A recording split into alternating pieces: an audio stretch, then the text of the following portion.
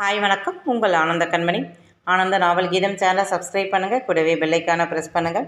Like பண்ணுங்கள், comment பண்ணுங்கள், share பண்ணுங்கள். வாங்க நம்ம இப்போ கதை கேட்க போகலாமா?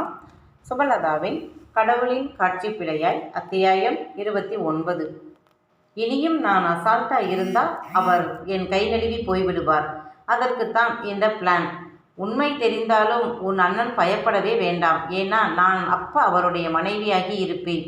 எப்படியாவது அவரை பேசி சமாளித்து விடுவேன் என்று சொல்லவும் தான் அந்த பெண் சற்று நிம்மதியாகி ஃபோனை வைத்தாள். இங்கே நித்யாவும் ஃபோனை வைத்து விட்டாள்.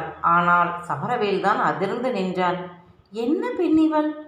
ஏதோ புரியாமல் செய்கிறாள் என்று இன்று வரை அவன் பொறுத்து போனான்.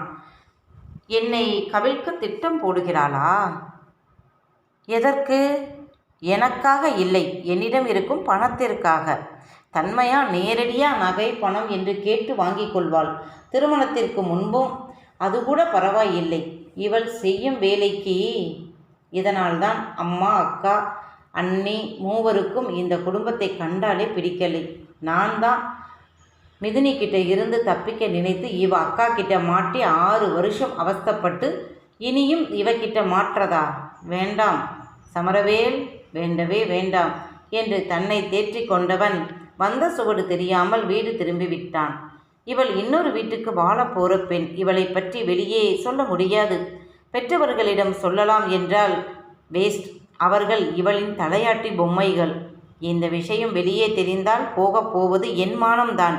ஏனென்றால் 1000 தான் இருந்தாலும் அவள் என் மச்சினி என்றுதான் இந்த ஊர் உலகம் சொல்லும். அதனால் இந்த மாதிரி இவள் முட்டாள்தனம் பண்ணுவதற்குள் இவளிடம் இருந்து தப்பி ஆகணும். என்ன பண்ணலாம் என்று யோசித்த போதுதான் இதற்கு ஒரே வழி. எனக்கு திருமணமாகிவிட்டால் இவள் என்ன செய்ய முடியும்? அடங்கித்தானே போகணும். எனக்கு கல்யாணமான பிறகு அடுத்த மாதத்தில் இவளுக்கு ஒரு நல்ல மாப்பிள்ளையாக பார்த்து கல்யாணம் பண்ணி வைத்து விட்டால் என் பிரச்சனை தீர்ந்துவிடும். மாமியார் மாமனாரை கடைசி வரை நானே பார்த்து கொள்வேன் என்று முடிவு எடுத்த சமரவேல் தாயிடம் திருமணத்திற்கு சம்மதம் சொல்லிவிட்டான். காதும் வைத்த மாதிரி உங்க முன்னாடியே தாலி கற்றேன், ஊர் உலகத்திற்கு பிறகு சொல்லிக் கொள்ளலாம் என்றான். அவ்வளவுதான். மொத்த குடும்பமும் தீப்பற்றி கொண்டது போல் பரபரப்பாக செயல்பட்டது. அன்னமயிலுக்கு தகவல் போனது. உடனே மகன் மருமகள் கணவருடன் ஓடி வந்தவர் மகனை அழைத்து, திருமணம் என்று சொன்னால் மிதுனியா வரமாட்டாள். எனவே எதுவும் சொல்லாமல் அம்மா உன்னை கூட்டி வரச் சொன்னாங்க என்று மட்டும் கூட்டி வா என்றார். மிதுனும் அதுதான் சரி என்று நினைத்தாலும் மிதுனியா ஒன்றும் சின்ன குழந்தை இல்லை. சொன்னதை கேட்டுக்கொள்ள ஏன், எதற்கு, எப்படி என்று 1000 கேள்விகள் கேட்பாள். ஏனென்றால் அவள் வேலை விஷயமாக வெளிநாட்டுக்கு அசால்ட்டா போய் வருபவள். அவளிடம் போய் எதை சொல்லி கூட்டி வருவேன் என்று திருவிளையாடல் கருமை மாதிரி புலம்பிக் கொண்டேதான் போனான். என்னவோ சொல்லி எப்படியோ கூட்டி வந்து விட்டான். அதன் பிறகுதான் அவனுக்கு மூச்சே வந்தது. ஒரு வழியாக சமரவேல் நினைத்தபடி யாருக்கும் தெரியாமல் எல்லாம் திருமணம் நடக்கவில்லை. அங்காளி பங்காளி நெருங்கிய உறவுகளுக்கு செல்லக்கண்ணு ஜீவன் அடங்க போகுது. அதனால் அதிகாலை பிரம்ம முகூர்த்தத்தில் சமரவேல் மிதுனியா திருமணம் என்று சொல்லி அழைத்துத்தான் நடந்தது. என்ன ஒன்று, வெளியே யாருக்கும் இப்ப சொல்ல வேண்டாம், திருமணம் முடிந்தபின் சொல்லலாம் என்று ராதா சொல்லியதன் அர்த்தம் சமரவேலின் மாமியார் வீட்டுக்கு தெரியக்கூடாது என்பதை புரிந்து கொண்ட உறவினர்களும் வெளியே மற்ற ஆட்கள் கேட்டதற்கு, செல்லக்கண்ணு அம்மா ரொம்ப சீரியஸு, இப்போவோ அப்போவோ என்று இருக்கு, அநேகமாக நாளை முடிஞ்சிரும் போல, அதுதான் பார்க்க போகிறோம் என்று தான் சொன்னார்கள். அதே மாதிரி திருமணம் முடிந்து 3 மணி நேரத்தில் செல்லக்கண்ணு இறந்து விட்டதால் இறப்பு வீட்டிற்கு வந்தபோதுதான் மற்றவர்கள் சொல்லி மிதுனியாவிற்கும் சமரவேலிற்கும் திருமணம் ஆனதே நித்யா அவள் அம்மா அப்பாவிற்கு தெரிந்தது. நித்யா அதிர்ந்து தான் போனாள். இந்த சனிக்கிழமை தாண்டி இந்த கிழவி செத்திருக்க கூடாதா? இதற்குள் என்ன அவசரமாம் இந்த கிழவிக்கு? இத்தனை மாதங்கள் இழுத்துக்கிட்டு தானே கிடந்தது. நான் போன வார சனிக்கிழமையே ஏற்பாடு பண்ணியிருக்கணும். கைவிட்டு போச்சு என்று தன்னையே நொந்து கொண்டாள். ஆனாலும் அவனை முழுதாக விட்டுவிட மனமின்றித்தான் அவர்கள் குடும்பமாக தேவிப்பட்டினம் சென்றபோது விகனை சாக்கு வச்சு அவளும் கூட போனது. சமரவேல் இவளை கண்டுகொள்ளாமல் விட காரணம், எனக்கு திருமணம் ஆகிவிட்டது, இனி இவள் என்ன பண்ண முடியும் என்பதும் இவனை கண்டுகொள்ளாமல் தெரிந்த மிதுனியாவை வெறுப்பேற்றவும் தான் செய்தான். இத்தனை நினைவுகளும் சமரவேல் மிதுனியாவை ஏர்போர்ட்டில் ஏற்றிவிட்டு வீடு திரும்பும் வழியில்தான் நினைத்து கொண்டே வந்தான். இவள் என்னுடன் இருந்திருந்தால் கண்டிப்பா இவளை கூட்டிக் கொண்டு போய் நித்யாவின் திருமணம் பற்றி பேசி இருப்பேன். சூட்டோடு சூடாக அதையும் முடித்துவிட்டால் நல்லது. ஏனென்றால் நித்யா மிதுனியாவை விட மூத்தவள். முன்பே திருமண ஏற்பாடு செய்ய முடியாமல் போக காரணம் தன்யாவின் உடல்நிலைதான். அப்போது அவனுக்கு அவளை பிழைக்க வைப்பதை தவிர வேறு எந்த எண்ணமுமே இல்லை. அதன்பின் அவன் அதை பேச நினைக்கும் போதெல்லாம் நித்யா தட்டிவிட்டு கொண்டே இருந்தாள். முதலில் அதற்கு காரணம் புரியலை என்றாலும் பிறகு அவள் நடந்து கொண்ட விதத்தில் புரிந்தது. அவன் அதை ரசிக்கலை. இன்னொரு திருமணம் செய்யும் எண்ணமே அவனுக்கு அப்போது இல்லை. அப்படியே செய்ய வேண்டிய சூழ்நிலை வந்தால் மிதுனியாவை தவிர வேறு யாரையும் செய்ய முடியாது என்றும் நினைத்தான். நீ வேண்டாம் என்று சொல்லிவிட்டு திரும்ப அவளை திருமணம் செய்ய அவன் மனம் ஒப்பலை. அவள் கெஞ்சி கேட்ட சமயம் நீ வேண்டாம் என்று ஒதுக்கிவிட்டு இப்ப மனைவி இல்லை என்றதும் அவளை ஏற்றுக்கொள்வது பக்கா சுயநலமாக தெரிந்தது அவனுக்கு. உண்மையில் மிதுனியா மேல் அன்பு இருந்திருந்தால் எந்த எதிர்பார்ப்பும் இல்லாமல் அவளை திருமணம் செய்திருக்கணும். அப்படி நான் செய்யலை. எனக்கு ஒரு வாரிசு வேண்டும் என்று பிடிவாதமாக இருந்தேன். இன்று துணையாக நீ வேண்டும் என்று அவளிடம் போய் நிற்க அவனுக்கு விருப்பம் இல்லை.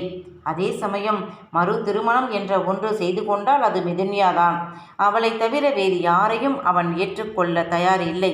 திருமணமான போது மிதுனியா இயல்பாக இல்லாமல் அவனை விட்டு விலகியே இருக்க இவ என்னை பழி வாங்குகிறாளா?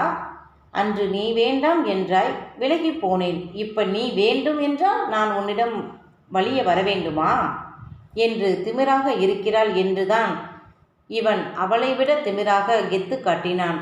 ஆனால் அன்று மொட்டை மாடியில் திருமணம் நடந்ததற்காக அழுத அழுகையை பார்த்து திடுக்கிட்டவனுக்கு கோபம் வந்துவிட்டது. இவளுக்கு பிடிக்காமல் வம்படியாக பிடித்து கட்டி வைத்த தன் அம்மாவை மேல் உலகத்தில் போய் கேட்க முடியாது. அதற்காக அப்படியே விடவும் முடியாது. இதற்கு காரணமான அக்காவிடம் உன் மகளை பார் என்று சொல்லி அன்னமயிலை ஒரு வழி செய்யத்தான் அந்த அர்த்த ராத்திரியிலும் மிதுனை அழைத்து சொன்னான். அவனுக்கு தெரியும், இப்ப சொன்னால் விடியும் முன் வந்து நிற்பார்கள் என்று தெரியும். ஆனால் வந்த தாய் தகப்பனிடம் அவள் சொன்ன காரணம் கேட்டு இவன் முகத்தில்தான் அசடு வழிந்தது. அதே சமயம் மிதுனியாவின் மெச்சூரிட்டி புரிந்தது. அதைவிட அவள் 19 வயதிலிருந்து செய்யும் தர்ம காரியம் அவனை அசைத்து பார்த்து விட்டது. இது ஒன்றும் பெரிய விஷயம் இல்லைதான். அன்னமயிலுக்கும் முத்தையாவுக்கும் மகளாக பிறந்தவள் அடுத்தவருக்கு வாரி கொடுப்பதில் எந்த ஆச்சரியமுமே இல்லை. அதே சமயம் இவனுக்குள் குற்ற உணர்வும் வந்தது. அவன் அக்கா அவனுக்கு அம்மா மாதிரி.